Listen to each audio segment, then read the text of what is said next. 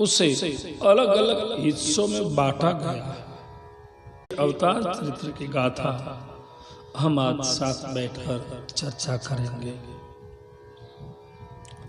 राम और विश्वकर्मा को बहुत गहरा नाता है, बहुत नजदीकी रिश्ता है राम और विश्वकर्मा का। श्रीमद् भागवत के 9वें स्कंद में आप कथा देखो तो ब्रह्मा के पुत्र हुए मरीचि। मरीचि मनस तस्य जगने तस्यापि कश्यपः। ब्रह्मा के मन से मरीचि हुए और मरीचि से कश्यप हुए। मरीचि मनस तस्य जगने तस्यापि कश्यपः। और ब्रह्मा से मरीचि, मरीचि से कश्यप और कश्यप का विवाह दाक्षायण्या ततो अदित्या। कश्यप का विवाह दक्ष पुत्री अदिति से हुआ। दाक्षायण्या ततो अदित्याम विवस्वान भवत सुता। 9वां स्कंद पहला अध्याय 10वां श्लोक श्रीमद् भागवत। मरीचि से कश्यप का विवाह दक्ष पुत्री अदिति से हुआ और अदिति से विवस्वान नाम का पुत्र हुआ। विवस्वान भवत सूत, जो सूर्य है, और वही सूर्य कश्यप के पुत्र अदिति के पुत्र, उसका विवाह भगवान विश्वकर्मा की पुत्री संज्ञा देवी से हुआ। और भगवान सूर्यनारायण विवस्वान विश्वकर्मा के दामाद बने। संज्ञा एवं विवस्वान सूर्य से ततो मनु श्राद्धदेव संज्ञायामाशु भारत। संज्ञा और सूर्य से जो पुत्र हुआ वो है श्राद्ध देव मनु। श्रद्धायाम जनयामास 10 पुत्रांश यात्मवान। संज्ञा और सूर्य से जो पुत्र हुआ उसका नाम है मनु, और मनु के 10 पुत्र हुए।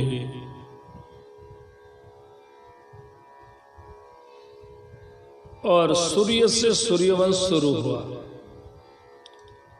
पुनः एक बार मरीचि की कश्यप का विवाह अदिति से, अदिति एवं कश्यप से जो पुत्र हुआ विवस्वान सूर्य, वही विवस्वान सूर्य का विवाह भगवान विश्वकर्मा की पुत्री संज्ञा देवी से हुआ। और संज्ञा देवी और सूर्य से जो पुत्र हुआ उसका नाम है मनु।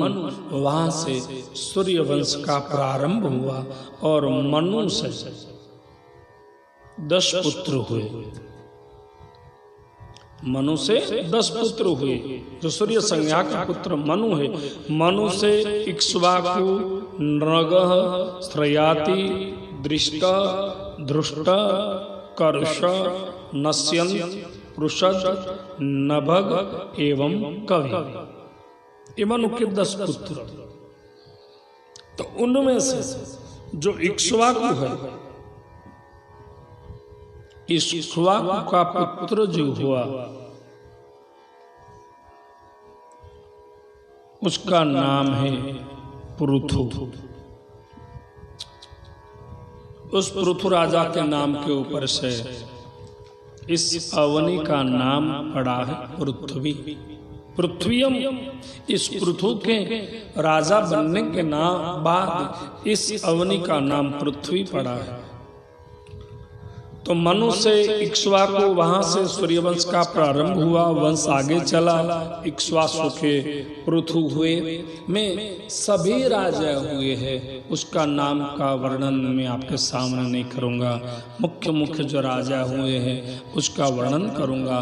मेरे को आपको ये बताना है कि भगवान विश्वकर्मा की पुत्री संज्ञा देवी जो है सूर्य के साथ ब्याही गई, उसी से सूर्य वंश का प्रारंभ हुआ और उसी वंश में भगवान राम का प्रागट्य हुआ। मैं आपको ये बताना चाहता हूँ, श्रीमद् भागवत 9वें स्कंद का आधार लेकर, ये कथा मैंने नहीं बनाई, श्रीमद् भागवत आप भी पढ़ सकते हो। तो उस वंश में इक्ष्वाकु, उसके बाद पृथु के वंश आगे चला, कई राजा हुए। फिर सूर्य से 21वीं पीढ़ी में राजा हुए, उसका नाम है मांधाता। और उसके बाद मांधाता है, उसका हुआ अम्बरीश, जो भगवान का परम भगवदीय भक्त था।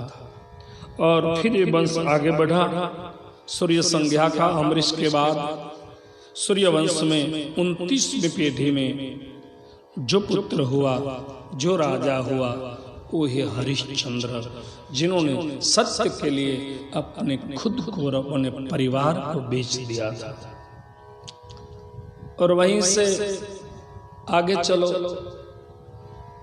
38वीं पीढ़ी में सगर नाम के राजा हुए, जिसके 100 पुत्र कपिल के श्राप से भस्मीभूत हो चुके थे। और सगर के हुए अंशमंजस, उसके हुए अंशुमान, अंशुमान से हुआ दिलीप, और दिलीप से हुआ भगीरथ। और वही भगीरथ गंगा जी को इस अवनि के ऊपर लाए हैं। सूर्य और संज्ञा की 42वीं पीढ़ी में भगीरथ राजा हुआ, जो गंगा जी को इस पृथ्वी के ऊपर लेकर आए। और फिर वंश भगीरथ से आगे चला, तो सूर्य और संज्ञा की 58वीं पीढ़ी में 58 जो राजा हुए, वह रघु। रघु राजा ने दिव्य साम्राज्य बनाया,